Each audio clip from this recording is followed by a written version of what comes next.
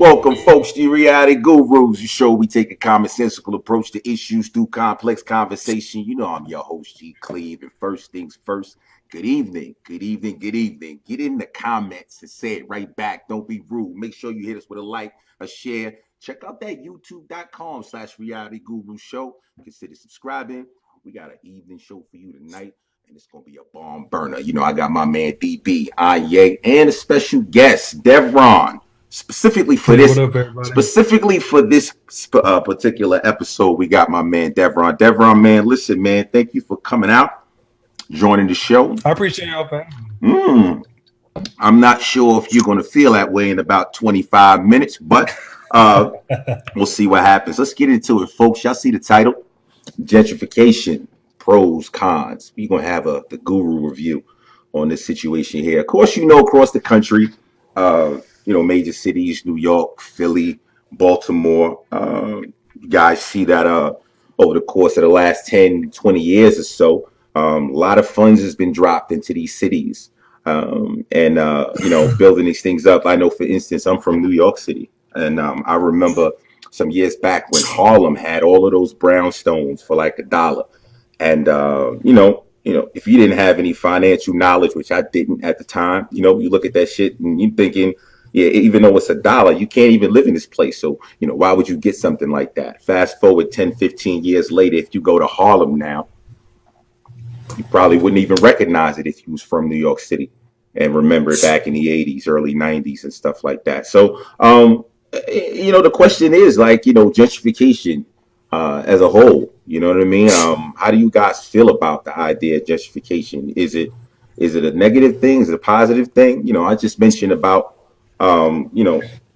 how the area changes. New businesses, retail stores, and stuff come in the area, but also rent goes up. People have difficulty holding on to apartments and things of that nature. So let's go ahead and let's open up the conversation, man. Let's talk about it. Devron, since this is your first time, champ, let me go ahead and give you the floor, man. What do you feel about gentrification and the effects on? I feel like Mhm.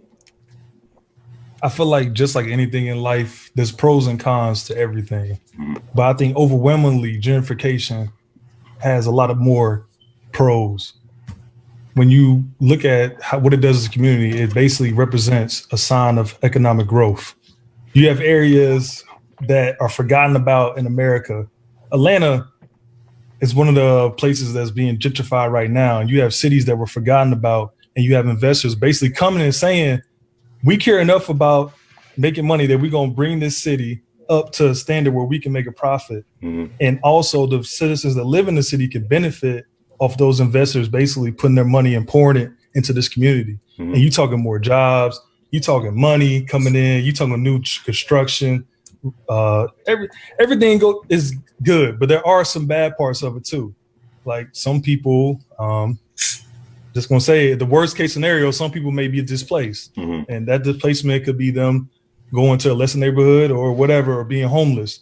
But I think overwhelmingly the pros benefit more people. That's my perspective. Just a quick take. Interesting. You look like not say you straddling the fence, but I'm not really sure. Um, which side. I don't know that you're most comfortable on, but we're gonna get into that a little later. We'll make sure you have to make a Okay. decision. But DB gentrification, what's up with you, brother? How you feel about it, man? I feel well. I'm a shadow the fence a little bit too, but I'm away more on the con part only because the aspect of it, a lot of that stuff that on the positive side that could be bringing the economics and all that stuff, that only comes with a certain color. It doesn't necessarily benefit all people. It doesn't benefit black and white. Essentially, it benefits more the white people. In fact, a lot of those neighborhoods that do actually see the most growth Mhm. is the ones that have the most white people that come in and immigrate into those places. I think they said like even after something like 35%, like after if you have 35% white, you're able to see more growth as far as gentrification goes. If you have more than that as far as black, the gentrification stops at a certain point. So a Mhm. lot of that, you got, I'm automatically going to go to race when it comes to this topic because I think race says a lot and it's the basis for pretty much everything that I'm probably going to talk about gentrification today, which as far as America goes, never deals with black people. But that's where I'm going to start at for now. Okay. All right. DB. Straddling the fence is typically where you start when we get into these conversations. So I'm not surprised. Yes. But Anye. Always. Anye, what's up with you, buddy? Yes, that's at least something for later on. So right now we have, right now we got two perspectives. Listen, Anye, how you feel about it, man? You gonna straddle the fence, or you gonna go ahead and pick a side? What we gonna do, man? Well, historically growing up, we've always been taught in our community that that's just a horrible word. That's a negative word. Gentrification. Oh shit, gentrification's coming. That means shit's about to be fucked up for us.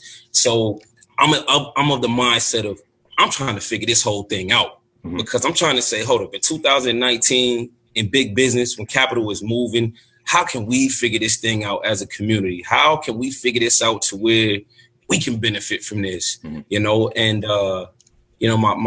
fear from it, my slight fear from it, or let me say our community's fear from it, has always been that those that come into our community don't give a damn about the community. They don't give a damn about the people in the community. They don't understand the community. They don't want to integrate with the people in the community, but they want to completely get rid of all the people in the community, get rid of what it looks like. And my actual fear comes from them going after historically black neighborhoods all the time. That's a major problem to me, because our history, our culture is so big, and that's so important for us and for our future and for our children. So for a lot of times when they come in these neighborhoods and they just completely destroy that, it's like, damn, what have we lost? We've already lost enough history and enough culture through this struggle that we've been in this country. And now we're going to let them come take the last little bit of what we have. So, I'm just trying to figure this thing out. I'm trying to learn. Hey, that's what I'm ready for in this dialogue. It's interesting that you said that we would let them come, because my thought behind it is, if you take like Brooklyn for instance, that has definitely been hit by gentrification over the last what do we say, maybe 10 years or so. A lot of those homes and stuff out there, brownstones, they were owned by African American.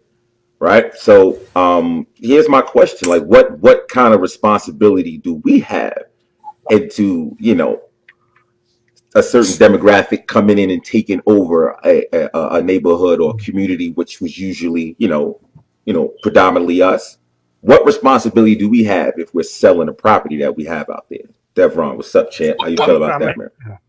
I don't think they're taking it over. I think that's a over dramatized point. Because you can look at Atlanta, for example. Decatur is a prominently black neighborhood and city, but it was gentrified recently, and black people still there, and they still doing good. They even doing better now because the crime rate drops when areas are gentrified, and they have more money pouring into their neighborhood. So that is a long-term effect, and the blackness of that city and the essence of that city was not taken away or taken over or stepped on. Is actually thriving even more now. Decatur's doing better. And they about to do it to the west side of Atlanta too. So I can speak specifically with living in Decatur. It's thriving more so in that specific areas that they moved into. On some of the outskirts of Decatur, it's still real bad. There are areas that are cool as well. So I guess we're seeing all ends of the spectrum, but around them areas where they gentrify, it's still real bad.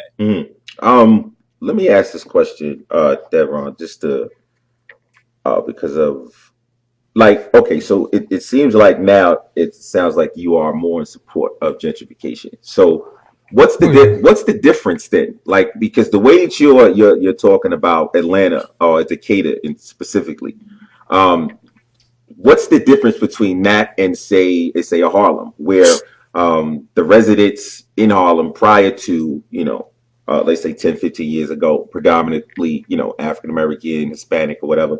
And then now we see, gentrification come in, and now all of those brownstones rehab, and now the demographics change. But what you're talking about down there in Decatur, it hasn't really changed as far as demographics. So what's the difference? Are we talking about the source of the funding? As the individuals who are bringing the funds to these areas, in Decatur? Are they African American, or what's the difference? I'm trying to understand, because with what you're talking about, gentrification would sound like a good idea, but now we come back up to New York City and we think of Harlem, and people are saying differently.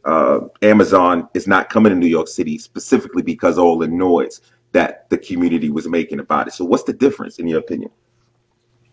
Well, I can't necessarily speak on Harlem in very much detail to what is the difference in their gentrification, but I know in Atlanta, one of the major factors is that only people that's scared of gentrification are people that's not prepared for it. If you're not prepared for it, then you can get blindsided and put out on the street. But if you're prepared as a homeowner and you know that your taxes may increase and you know that you have to be up to date on your mortgage, if you prepare for whatever comes, it could be a financial outcome for you. Like, you can benefit greatly off of gentrification. Mm-hmm. So it's all about your position as a homeowner in the city to how it affects you.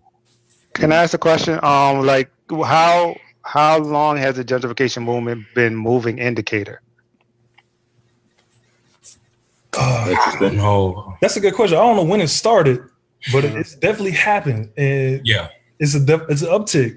And as far as like things being lost, as far as less black people in Harlem, I don't know if that's necessarily a bad thing. I mean, if those people got a check, I don't see that as a negative thing. If they got paid, if it comes to businesses, that payment doesn't mean much though, because we're talking about, okay, so now this is the thing with me about that. Like, first of all, right, two folks, differences.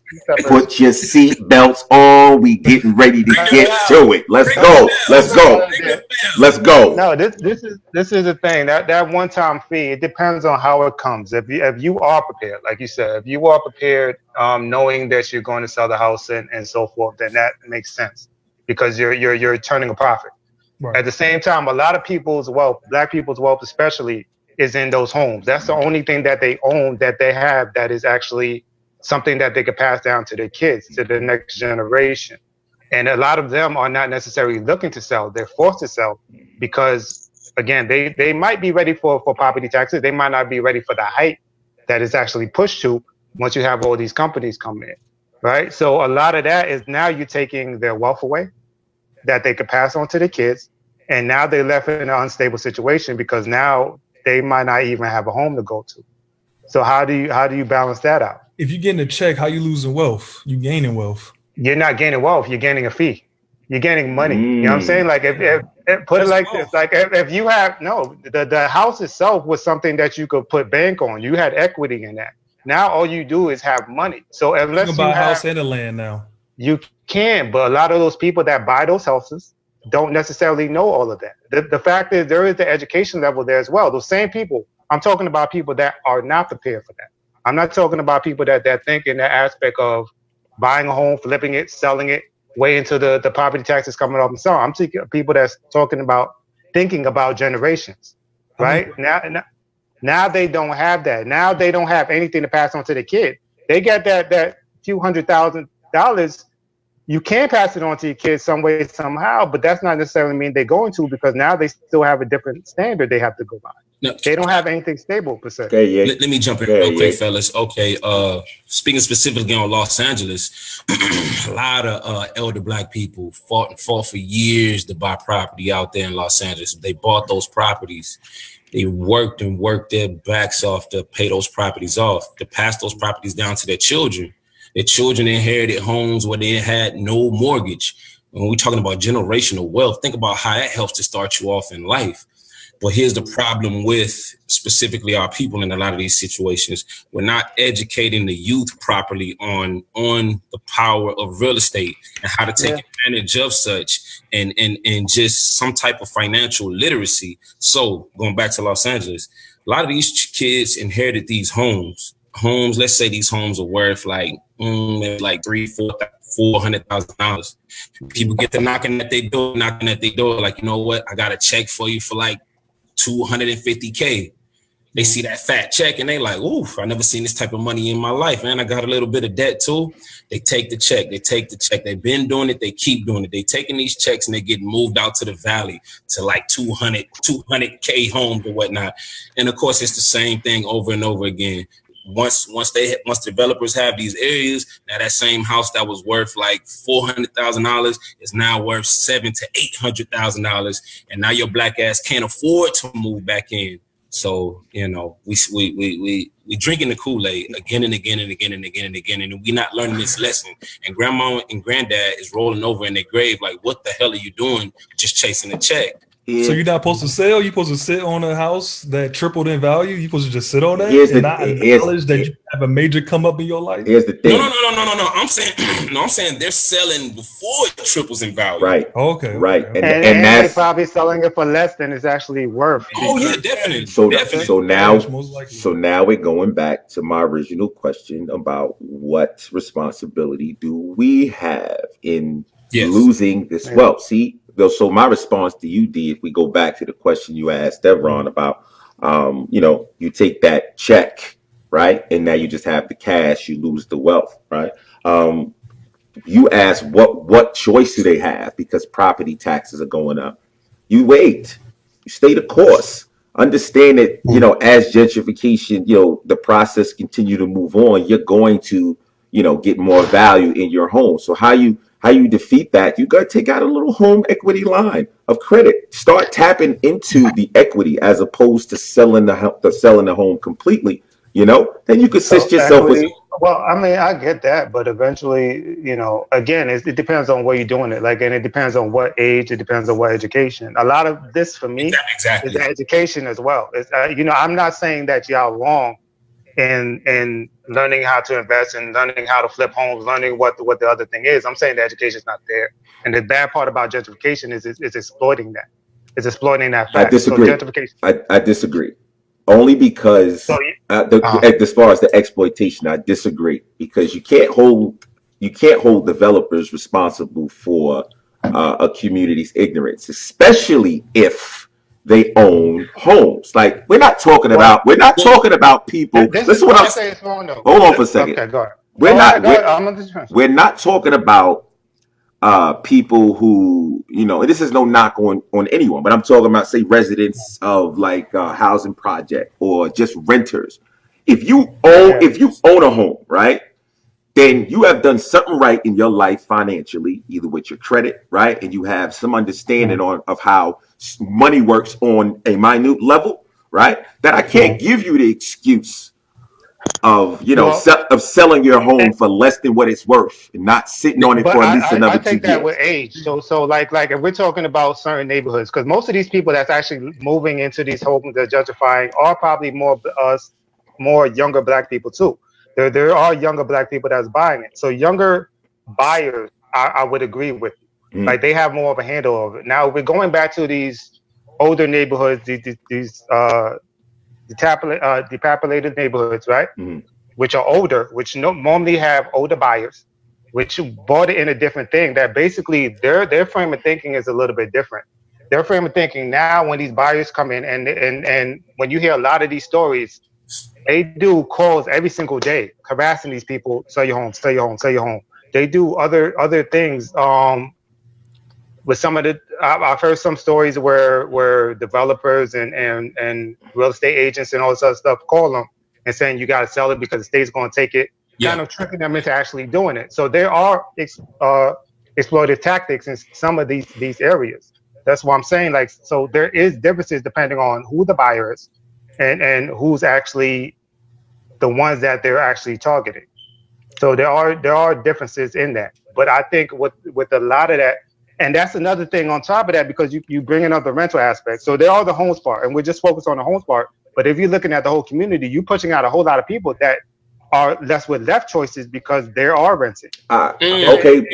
Okay. So again, listen, you cannot hold a developer responsible for someone's mediocre. I'm holding the government responsible for that. I hold government more responsible for that how I would actually. How are you holding? With grown folks? How are you hold that? Open it up, DB. How are you holding the government responsible for that? Usually because a lot of them know this is going to happen, right? They know that the rent is going to go up, and they give a lot of subsidies and stuff to these companies, these developers to come on in. They give them tax exemptions to come on in, but they don't offer any any rental control, any other areas of protection to these people, which they can, because it's been done before. It's been done in places in New York in the 90s when they were building and developing. They would leave certain areas untouched. So a certain amount of people will be protected by these rights, but they don't do that. They basically open up all this area for development to these developers to take advantage of it and give them all these offers to actually bring it in. And these other people are now getting pushed out because of that. I hear you. Still trying to figure out how the government is like. How would you? That sounds indirect. I don't see how that's a direct responsible. Again, I'm saying you can't hold a developer responsible for someone's mediocre salary, or you can't hold them responsible for that. If you can't afford to live in this area, right? Because of gentrification, I like what Devron says about preparing for it. You got to see this shit happening, man. You have to see it happen. But you can't, if the neighborhood wasn't like that before. Like, I mean, if you are living in a neighborhood, and not all of this is just developers. Some people are moving in these neighborhoods because it's poor. Some people, you have like first generation people that are coming in because they see the money and whatever. But then as soon as, and this is to be honest, from my understanding of it, once you see a few white faces in there, that's when developers start seeing actual advantage to actually moving into these areas. And that's what kicks the money up. A lot of those people don't have the choices right away to automatically move. They don't have the foresight maybe to see that first wave, and then second wave to actually make those plans in advance to actually move forward. That's why I'm talking about the whole community, because there are differences. There are homeowners, some that might actually see that, some that might not, but then you also have the renters. When I'm saying with the rental control and the government, again, it's indirect in a certain degree, but again, when we're talking about subsidies to build, the same thing we see with like Amazon and all these companies coming in, is to bring companies in. They give these subsidies and tax exempts to bring it in so they could create this kind of urban renewal, which eventually pushes these people out. And because, especially in a lot of cities, you talk about New York, San Francisco, DC, all these areas, it moves so fast that these people don't have time to actually prepare. It becomes expensive. So just to piggyback off of what you're saying, Dame, and a comment that you made, G, about people need to prepare for such. Ultimately, what I see, because I've seen some gentrified areas, man, I see them attacking old home owners. So I mean, it's easier to say like someone like me, like I can have two incomes in my house. So, it's nothing for me and my wife to adjust. But if I'm a 85-year-old man or woman by myself and I really don't have family like that, and I'm already on a fixed income, it's really hard for me to adjust to what's going on, and this is a lot of what we see in our community, a lot of older Black folks that are just trying to fend for themselves, which ultimately is a problem and a breakdown within our own family that we need to deal with. But that's another issue. But damn, lost my train of thought.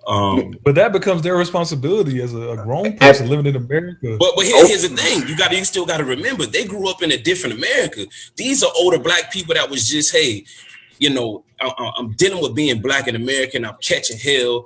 I'm just trying to get that one piece of land for myself, for me, for my family to be able to pass on. It's more than just a business opportunity to them. They haven't evolved into this mentality, this capitalistic mentality that a lot of our people should come to. When you think about our people, we're a communal type of people. That's big. That's everything to us. So it's hard to just say, hey, just take the cash and just go elsewhere. How can I do that when this is all that I know? This is all that I'm comfortable with right here. And life isn't all about that check to me. It don't go. Problem. But a lot of those are places that you were forced into. It's not like these are necessary places that people just automatically picked. A lot of this was used forced into, from old tactics, from redlining to white flight. All of this stuff is basically has been systemized where we've been put in this little corner. And then when people see profit in this little corner, we want to take this little corner. To another. So let me ask the question then. Okay, so to go back to something that D was saying when you mentioned Amazon, right? Like I said, Amazon is no longer coming to Long Island City, Queens. And a lot of that had to do with again, the trickery, it seemed like, they were doing some extra stuff to make it, kind of pad the package a little bit so they can get, some more of these subsidies that you're talking about, right? So the community has some issues with it. But here's the thing, right? They say they were supposed to be bringing 50,000 jobs, right? Six-figure jobs or something like that. But, in actuality, they were bringing 50,000 and, people who were going to have those 50,000 jobs for $100,000 a year. But again, Amazon in and of itself coming to Long Island City would spark the interest of other developers to bring more money into that area. So now the people of the community may not be able to take advantage of the jobs inside of Amazon. But what about the little stores that are opening up, your Starbucks, your fucking your Foot Locker or whatever that's opening up around the area because Amazon is here? Now people from the community can go ahead and take jobs, take advantage of jobs like that. Now that opportunity is gone because Amazon's no longer coming here. So how you feel about, that's the part that I look at, that trickle down effect. That's a positive trickle down in my opinion. And you left out the mom and pop shops too. Mom and pops, everything that, and if anybody see, what I've understood is that, what drives real estate is jobs, right? So if you bring in an Amazon, 50,000 jobs, whatever, just its presence is what's going to bring all the other businesses and create these jobs. That in and of itself is going to increase the real estate. You understand what I'm saying? My issue with that, though, is why I can't see you can't create the jobs without that. The same thing is when I'm saying, like, a lot of these places don't necessarily jump on the bandwagon to going into these neighborhoods. So they start seeing certain white faces. Is the same thing kind of how I feel about Amazon. Like, if you could build it up now, you could build up these communities with these people in it now. You could create the subsidies for the mom and pops, for the Foot Lockers, all of this you can actually do now. But you wait until these other developers by giving them the same subsidies, by creating these opportunities for these companies to actually still come in and building up and creating profit, creating jobs the same way. Why would you wait for Amazon? Okay, because, all right. So again, let's say I'm a developer and this is a big country, right? I have a bag right now. Now, where am I going to invest this bag? Where I'm going to invest this bag? So as a developer, I'm scouting out certain areas. There's certain things that I'm looking for, right? So as a developer, once I see an area that I'm comfortable with, then that's when I make the decision. Does it make a difference what kind of subsidy, is available? If I don't feel long term this is a good decision, I don't give a shit that means a lot, because that is part of what developers are looking for. No. Like, what makes the difference between your choice when a certain company comes in or certain people come in compared to when the community, the original community, is there? The same profit is still there. But again, we're talking about, okay, so when you think of gentrification, right, we're talking about the renovating of like a district or community because you're trying to appeal to the middle class, right? Trying to appeal to the middle class. Right. So, okay, so as a developer, if in this area I can't see people in the middle class wanting to move here, then I'm not going to drop a bag here. You bring an Amazon here, you bring in 50,000 people who are going to make $100,000 a year. They got to live somewhere. These motherfuckers don't want to drive an hour to get to Amazon, so they might be just right on the outskirts. That in and of itself is what's going to create other businesses to want to come here, because now you got. They usually move into the neighborhood and displace the neighborhood. They do come in there, like those. Who you blaming for that though? About, they actually do come in. I don't think that happens on large scales, though, the displacement. I think that's... It happens in a lot of cities that we're talking about. It happens in the Brunswick, the Brownsville. It does happen in like DC. It happens in these areas, these cities, like these small cities. It doesn't happen everywhere. It doesn't really happen everywhere. I'm going to be honest about that. So here's and there's not a full level of displacement. But when we're talking about these cities with these high growth, like the same thing like probably would have happened with Amazon, it does upscale way more where these people get displaced way more because it happens fast. It happens fast where people are not able to prepare and actually jump on and move to it. But my thing is like, so when we have, and when I say why I'm asking about why you can't do it now, is because we've had cases before in the past where they tried to do urban renewal, where they try to do the same thing without bringing the Amazon in. They've done it in places like Detroit and all this other stuff, where they try to bring this urban renewal in, but it's the same shit. They move the people out. They move the whole community out. It's always about moving the community out to actually do that. So it doesn't even benefit the community. It doesn't benefit Black people in the whole, because the whole idea is move them out to make it look better. Whenever you see any kind of movement to bring It's money not about race. It's about poor people. Right. to me, Right. because the community, Right. to me, it is for the most part, because the communities that it normally happens in are Black communities. It's really not that much other communities otherwise. And I'm not saying, say it again. I live in the sticks in Dallas, Right. Georgia. Right. It's a suburb now. Go back 20 years. There's cows out here, bro. Gentrification is not exclusive to urban areas. It's not. And that, I'm not saying it's exclusive. Again, when I say a lot of the places that are hit are specific places, I'm not saying everywhere that this happens is going to happen in the same way. I'm saying that a lot of these places are big urban areas where you have a lot of transportation, where you have a lot of visibility. Is a lot of these areas, there are differences. Those are the ones that are getting hit the most. But those are the communities that get hit the most. And it's a lot of those people that were in poverty before, like high poverty, stay in high poverty. These jobs and movements don't help them. They stay in that level of poverty. If you're handling your business, what is there to be afraid of? You want your area to be gentrified because you can make some money. Hey, yo, Devron, I've been looking for a reason to disagree with you tonight, and I can't find not one fucking. I mean, he keeps saying the shit that I want to say, man. DB, listen. This is the. G. Here's a question I have, because you live in New York. Right. How often do you go in areas like Manhattan or Brooklyn? I'm always in Brooklyn. I stay out of Manhattan just because I don't like the traffic. But I'm always in the boroughs. I'm always in the boroughs. So educate me, because I hear the cries, but I've never even been in New York. How has Harlem changed? How has Brooklyn changed? Okay, let me give you Brooklyn for instance, because now I can give you the example of the Barclays Center. All right. So when you think about Atlantic Yards over there, where they actually built the Barclays, when the talk of it was going on, gentrification was already taking place.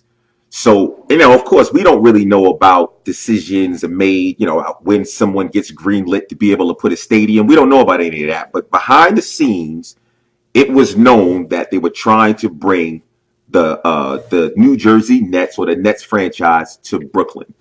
Once developers, seasoned developers, start hearing that, they immediately want to dump money into that area. And they dumped so much fucking money into Brooklyn.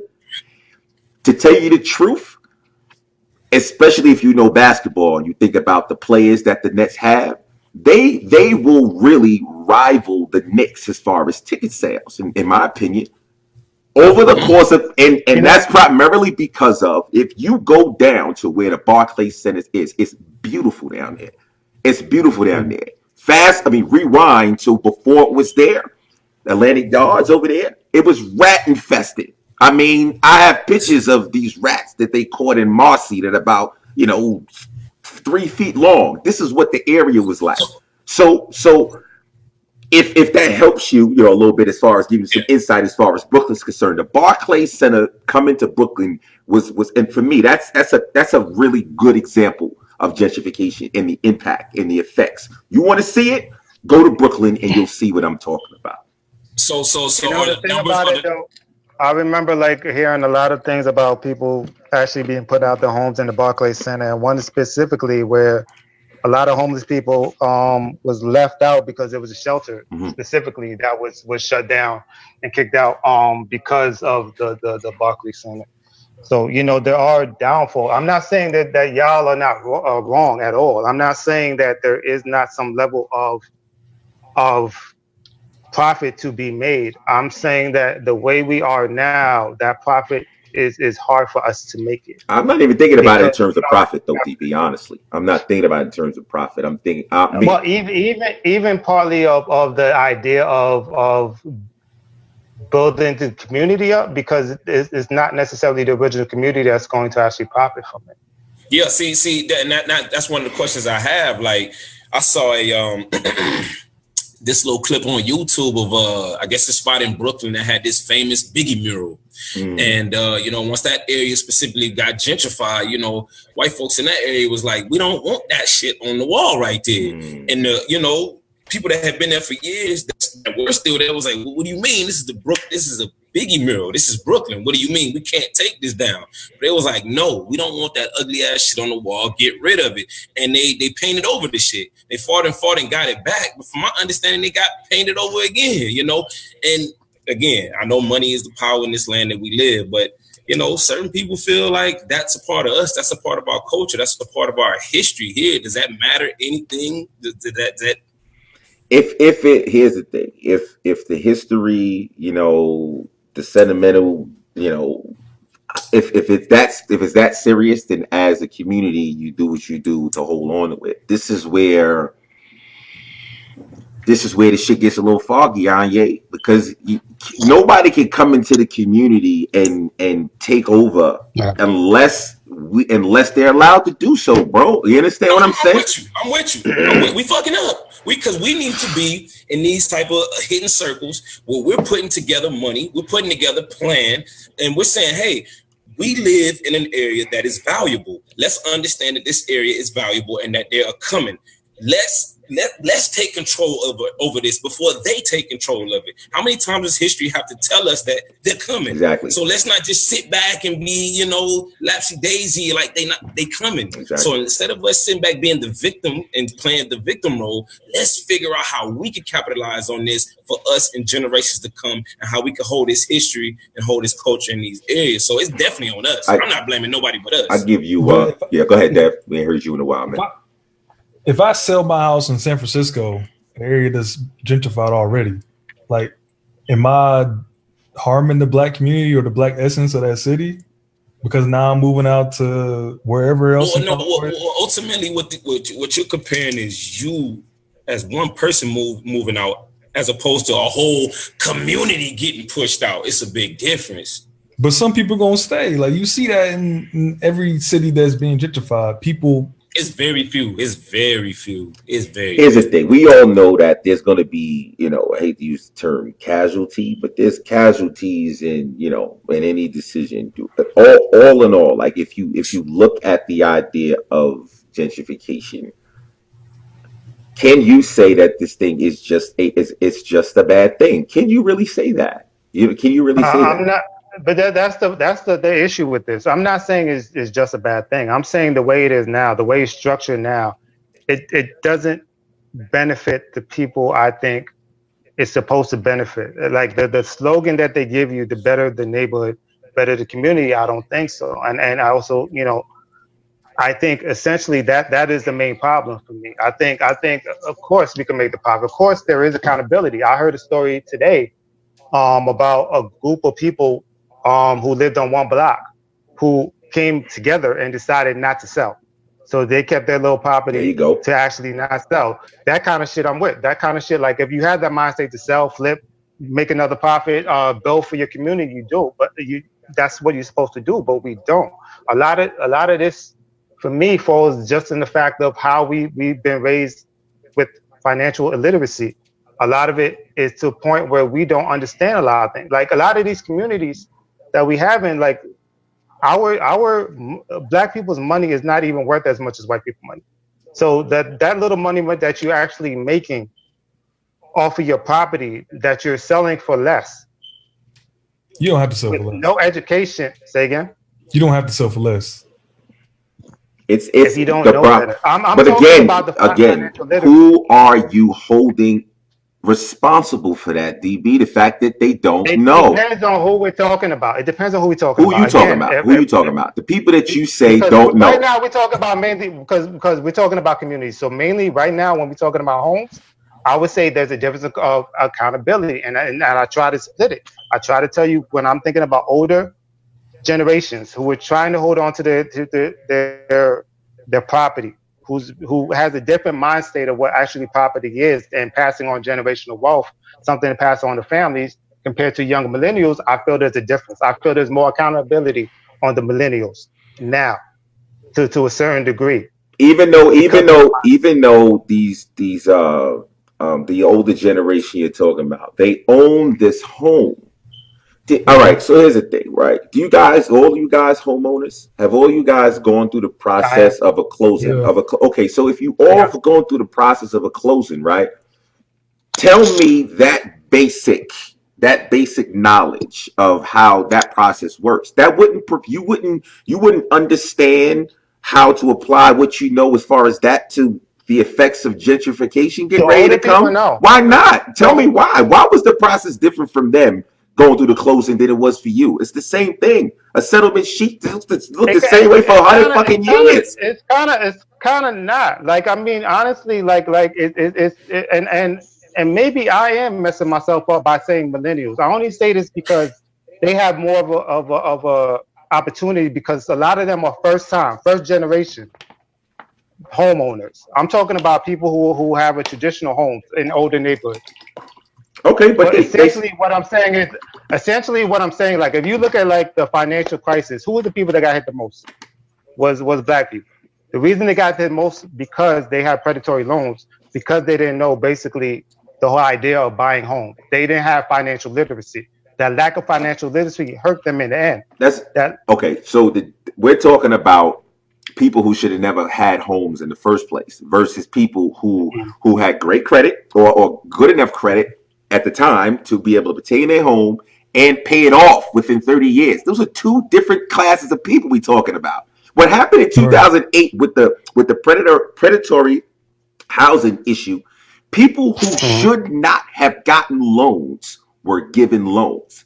They shouldn't have gotten the loans in the first place. You cannot put them in the same category with people who worked a job, retired, got a pension, in between, purchased a home, had their mortgage 30 years, paid it off, and got to a point where now, if they don't have any family, what are they going to do with this thing? Who are they going to gift it to? If they don't have family. But if they have family, the goal normally is to pass it on to their family. So then what's the problem? Right? Then what's the problem, D?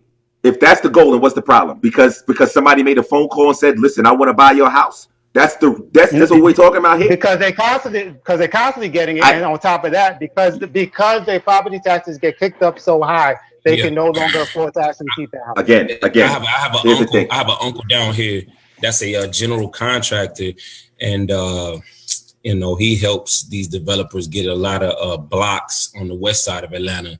And he said it just really irks him how these developers, these investors come to him. He says sometimes they're literally laughing out of how they're tricking older Black people out of their homes to him.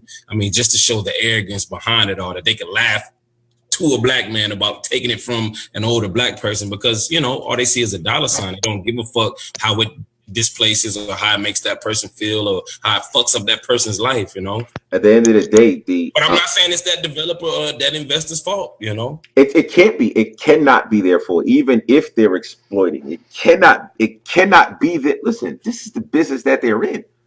That's a competitive business, gentlemen.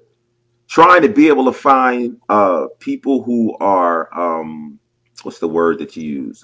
Distressed, motivated, right?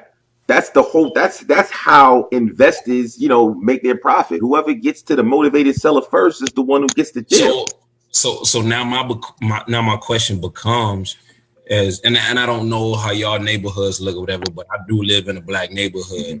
As young Black men in the neighborhood who are privy to this information, do we say, oh well, Miss Williams need to get it together or whatnot, or do we say, hey, let me try to sit Miss Williams down and educate her on what could possibly happen in the near future in her home, or let's go to some type of advisor that can help us prepare for A, B, and C if these things come.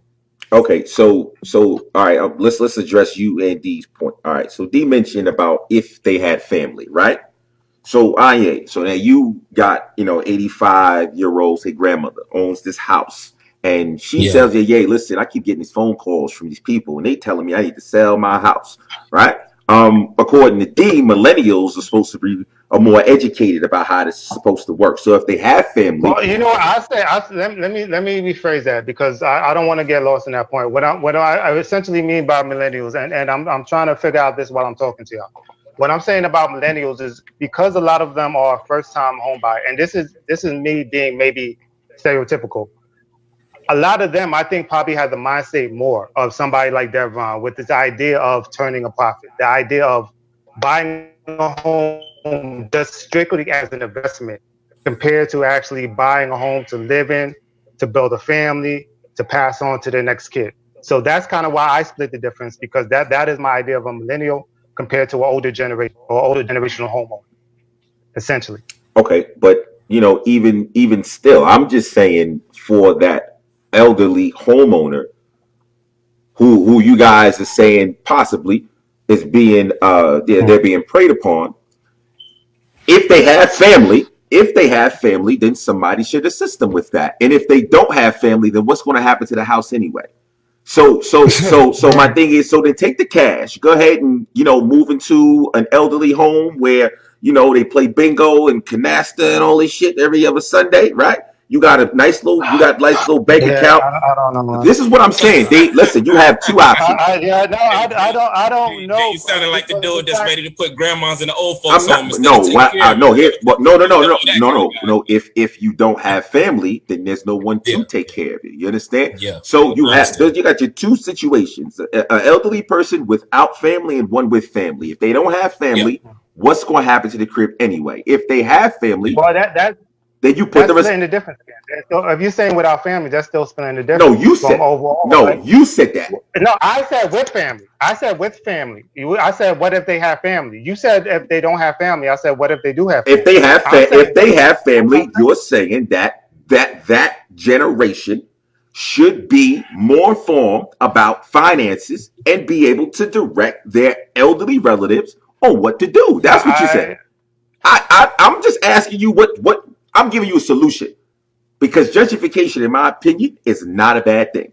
That is a possible solution for a homeowner. Again, it's more for community, and I don't even know if that essentially is the same. I'm not going to act like I know completely enough about that to actually say that. I think though that when we're talking about community and generational wealth, that is bad in that aspect. I think it's bad, especially when you can't necessarily prepare for something that quick, that fast, that vast.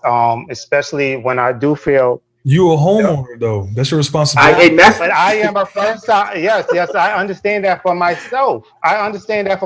Again, you cannot necessarily. You're saying somebody that bought a home 40 years ago could foresee this level of gentrification now. I don't see that actually happening. I'm saying like that's again. Why? Are we talking about family or people without family or people with family, D? I'm talking about somebody who bought a home 40 years ago. Like Jay, I don't know what's going to happen 40 years ago from now with my home here, or if I buy another home or not. I bought this property home. tax gonna go up. Yeah, it's or down. I don't, but I don't know the level. Again, I know a little bit more because I know about gentrification more. Gentrification wasn't around back then. Gentrification wasn't as high price back then, where the market was completely different. So the market 40 years ago was completely different from the market here now. And we're talking about a time now and putting them in that same time frame where that mind state is completely different because they didn't have to think about that back then. Preparation isn't a generational thing. It needs to be. I don't think you're giving these 85-year-old homeowners or elderly homeowners enough credit, D. I really don't think you're giving them enough credit. Put it like this. Put it like this. And I'm because I don't know. I'm saying like this. From when I'm hearing from the stories, from every documentary, everything I read about gentrification, a lot of these homeowners talk about how they're hounded. A lot of these homeowners talking about how they're scared because they can't afford the property taxes. I'm talking about from these personal stories that I'm reading and that I'm hearing. Those are the ones I'm talking about. Of course, it's not maybe I can't even say what the majority is because I can't tell you because I'm not in that aspect, because most of us honestly right now that are speaking from a middle class perspective. at the very least. And But that's what gentrification is geared But to. all these places are not necessarily starting off from middle class. They're starting from a lower class, and you're bringing in middle class people. So now they're trying to adjust to middle class level. And don't forget, Dane, we kind of spoiled by the internet era. We got all this information, man. People 75, 80, they didn't have all this type of information, and they ain't on the internet like this right now. Again, the credit, y'all. Let me say what I mean by give them credit. Like I said, when you think about a closing, just remember all the documentation and shit that you have to go through. And if you're in New York, you got to have a lawyer. You know, it's a lot that goes into this process that the average, say, renter would not know. Y'all not giving them enough credit. Some of these people are selling because they want to fucking sell. It's not about... And I don't disagree with that one bit. But the fact is, we're talking about in general. We're talking about, again, when I hear the majority of stories that I read and hear, I hear more about the people who are worried about displacement. I'm not saying that there are not people that want to sell. I'm not saying that I'm not even saying that there's no accountability on some of these people. I'm saying that y'all are not giving some of these people's fares credit. Like some of y'all are saying that basically it's just on them. They should be fully prepared, which again, if it's way years in advance and there was no such thing as gentrification, when you've had plenty of things prior to that, when you basically, again, I don't want to keep on going around, but you've had redlining, white flight, disinvestment, urban renewals, the subprime loans that I was talking about, all this shit that have kept you into a certain housing bubble, right? Even when we talk about the stuff that, you're talking about now, the stuff we had to go through, a lot of stuff that they had to do was fighting all of these predatory things, right? A lot of that, let me tell you one story, because I'm kind of jumping off. It's mad late. Excuse me, I'm rambling. But first of all, real quick, D, how we doing on time, fellas? How we doing on time? I'm good. All right, we good. DB, go ahead. Hey, can I ask you a question? Go ahead, finish. Can I ask you a question real quick? Sure. 85-year-old Mr. Johnson who lives in Harlem. Does he not know what gentrification is? He knows what it is now. If you would have asked him when he was my age, he probably wouldn't have. If you know what it is, I mean, because I'm talking about how do you when you buy a home put that into play when you buy an investment, and if you make an investment, you have to take care of it as such and treat it as such. Treating it to a high standard and being responsible and on top of things. Things might come up that you can't handle. I don't doubt that, but I'm saying there's some things that you can't foresee how you're going to handle it. You have a tough decision to make. And I don't disagree with the decision. I feel like, but again, when I'm talking about these cities and when I see the reoccurring trend, I see this a lot where it's not a coincidence to me. This eventually becomes a tactic when you constantly see it. When you constantly hear, again, when you hear these people constantly being called, constantly being hassled, this is a consistent tactic.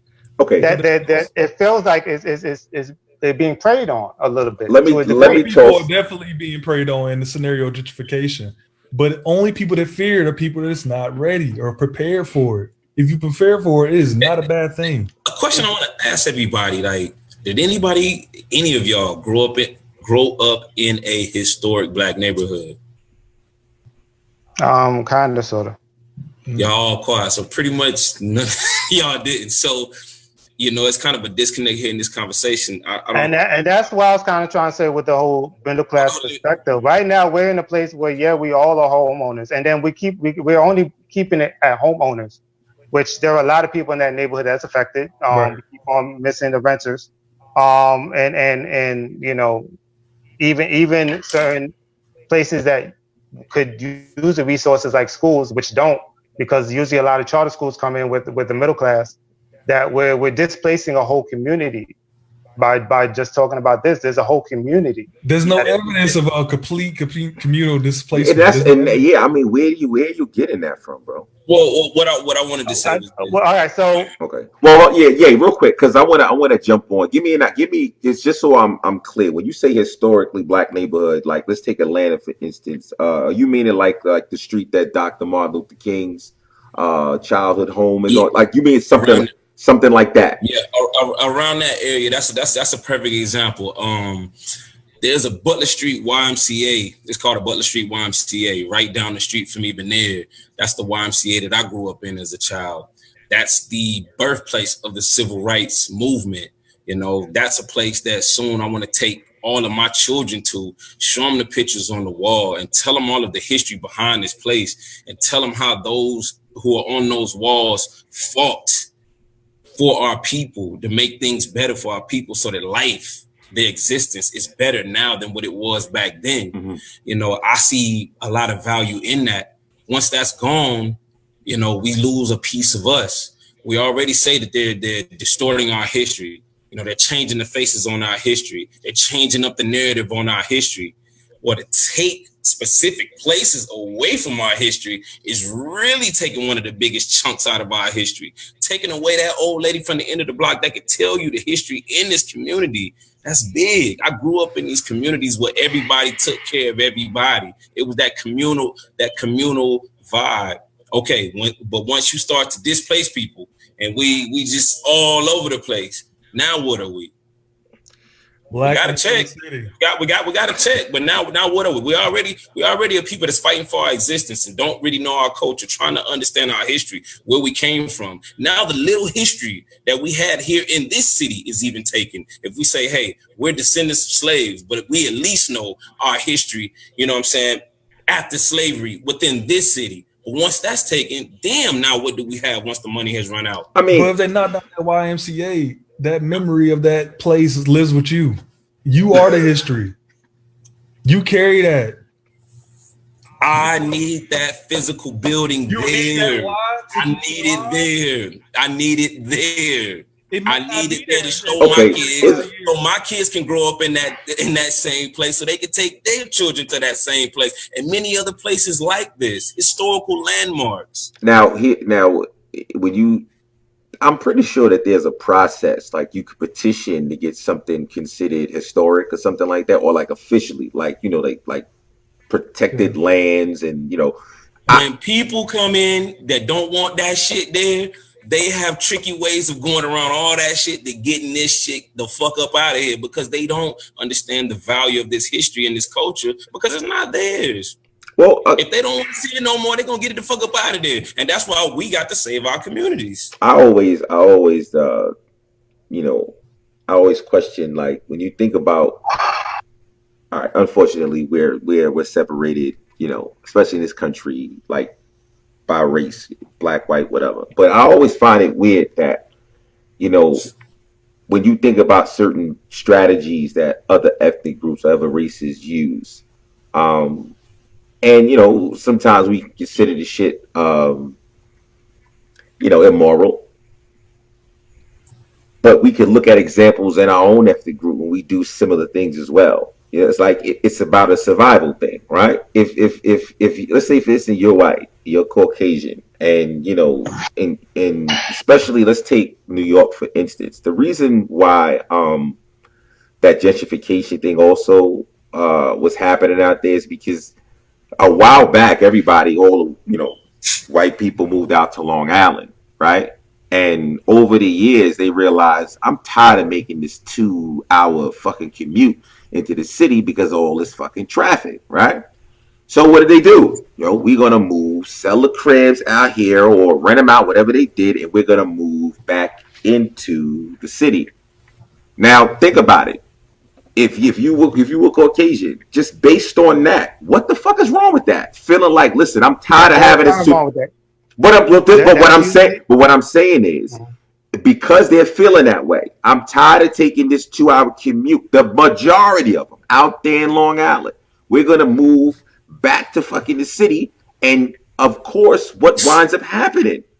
People lose their people are being displaced. I get it, but think about it from a white person in Long Island's point of view. What's wrong with it, though? In this country, we're people that are always on the short end of the stick. Why do we have to be on the short end of the stick? Because we ain't proactive, gang. Because we're not fucking proactive, dude. We're not proactive. This is why it's a problem for me. This is why a problem is for me. And you're right, we're not proactive. But the problem is that usually when we do make those steps, when we make those same steps, you create situations like white flight. You create situations where they want that segregation regardless. So it's either we're going to move out when y'all move in, or we're going to move in and y'all going to move out. Yeah. And that's what the situation becomes a problem. That because a lot of it is. But we still there. Exactly. How about we? How about? Go ahead, D. Go ahead. Say it again. No, D. Finish it. A lot of. Okay, I'll let y'all finish. Let me hear what y'all talking about. Oh, hold on. We having some technical shit. Can you hear me? I mean, it's kind of delayed, so I'm not fully hearing you. So go ahead. Okay, look. What? Listen, you gave it as if black people don't even have a fucking choice. You know, all the choices that they have, it's like you know the guillotine or the gas chamber, and it's not like that, dude. Whoa! I don't think it's. You know, I'm hearing a lot, and again, this is me speaking on the outside. This is again me speaking from living in a middle class neighborhood, and when I hear like rent shooting up, right? Like I hear like the cost of like a 2-bedroom shot from like 0 to 70% in like 5 years in a lot of countries from California to all of that a lot of these people can't pay for to actually live there anymore.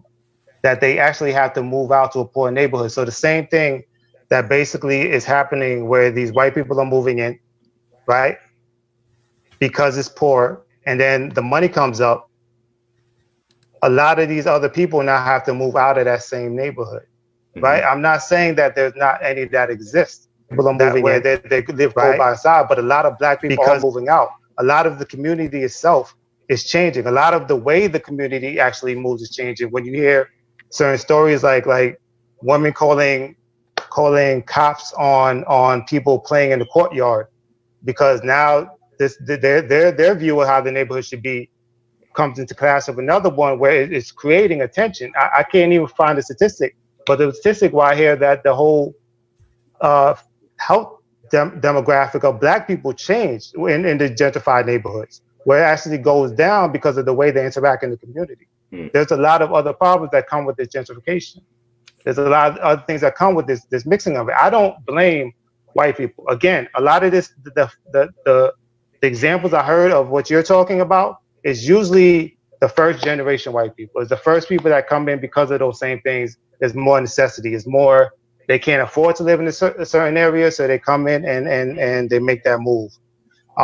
Then or like you said, it's closer to where you got to come live, and that's fine. What that interblending is fine. It becomes a problem when it becomes more and more. It becomes a problem when you have all these companies chasing them to a point where when it becomes vast. And I want to make that clear. It's a vast thing. It's a fact of how much it grows because people are not ready for that change. We unfortunately have not been ready for that change. That's something we do got to work for. We got to learn how to be more proactive, but we're not ready for it. So displacing a lot of people and leaving them in a bad situation where they can't even necessarily benefit off of. Let me hit you with this follow up, and then we'll jump into final thoughts. So then, with the example of the Long Island and the commuters saying enough's enough, let's sell the crib, move back, right? If because of that need in that class of people, it's causing a ripple effect, and people are being displaced in the boroughs of New York City. What would be an alternative? How could you stop a situation like that then? Since you find so much. So a lot of situations that I hear, and I can't find a disagreement with it. A lot of it has to do with trying to create policies that protect the people that actually live there. So if it's a model of rent control for a lot of these places, I can't really speak for homes. Again, that is trickier because you are individual. I'm speaking for those people that have maybe a little bit less of a choice because you don't own anything, you're renting it. Right. Is to create some kind of rent control. A lot of it is to create, and this is another thing that I hear actually combats gentrification a little bit, is building up certain historical areas in that neighborhood, like what Ye was talking about. Some of these cities where they actually build up like the neighborhood bar or the neighborhood school actually keeps a lot of these people here because they still are tied into the community. So now it becomes a blending of the community, which is another thing, is finding that blending of the actual community. Because I think that's one of the main problems as far as the people coming in and some of the people that are there already. Nice. You know what I mean? So those are some of the solutions that I could think of. Interesting. Well, fellas, man, listen, this is a nice topic, man. Would love to expand a little more on this, but we're always on a time schedule. So let me go ahead and jump into final thoughts. Let me let Devron, again, first time here. So let me let you go ahead and spit a couple of these bars to end this thing. What you feel about the gentrification overall? What you left out? Once again, just to recap, it doesn't have to be a bad word anymore. If you empower yourself with knowledge in this information age, these are resources of people, whatever it has to be, you can't be a victim. You have to take authority of your situation. And if you do that, you can benefit from gentrification. It's really that simple for me. Nice. Yay. Listen, what bars you got, man? Hey, and when I'm done, Devron, make sure you plug your show. But hey, man, it's chess. This shit ain't checkers, like my nigga Denzel said. You know what I'm saying? Competition out here, black folks. Wake your ass up. Research. Let's get in these investment groups and let's do like Rick Ross said, buy back the block. You know what I'm saying? Let's understand the value in our areas and what we can build our areas up to be. It ain't on them, it's on us. That's it, man. I like that. Buy the block. We ain't no fucking victims, man. DB, finish this, champ. Let's finish it off strong, man. It's too late for this shit. How about that? Well, look, folks, I see DB, man. Let them plug your show. On YouTube, Tall and Jah Show, JAH, Tall and Jah Show. Tall and Jah Show, yeah, folks. Make sure y'all check that. I'm gonna check it out myself, man. I wish y'all told me that earlier. I wish y'all told me that earlier, man. I'd have officially plugged it in here and made it seem, But I'll go ahead and I'll throw that in the description. You know what I'm saying? But yeah, of course, man. You hear it's almost midnight, 1 o'clock in the morning. So I appreciate the dedication, man. But for me, just to jump and finish up with these final thoughts with, Ye, brought in the whole idea. Yeah, we're not victims, man. All right. And we're just as capable of any other fucking race, the people, ethnic group, whatever. If gentrification is something that's happening across this country, there's some simple things that we can do to get prepared for it. Learn about some fucking real estate, right? So you can go ahead and listen. First of all, you guys are in these communities before these other people get here. Learn real estate, man. There's no excuse, man. And as far as DB is concerned, man, I do feel for some of the elderly homeowners, because, and I'm talking about the ones with family. A lot of times they gift this stuff, and these rotten ass, the rotten generation that they gifted it to just turns around and just sells that shit, for pennies on the dollar. I understand those types of situations. But again, you can't blame developers, can't blame gentrification or even other ethnic group. But folks, we had a dope show. Again, make sure you check out youtube.com, Reality Guru Show. Consider subscribing. Listen, I'm G Cleve. We got Ye, DB, first time guests. Devron, make sure y'all check out his show. It's going to be in the description. Reality Gurus. Take care.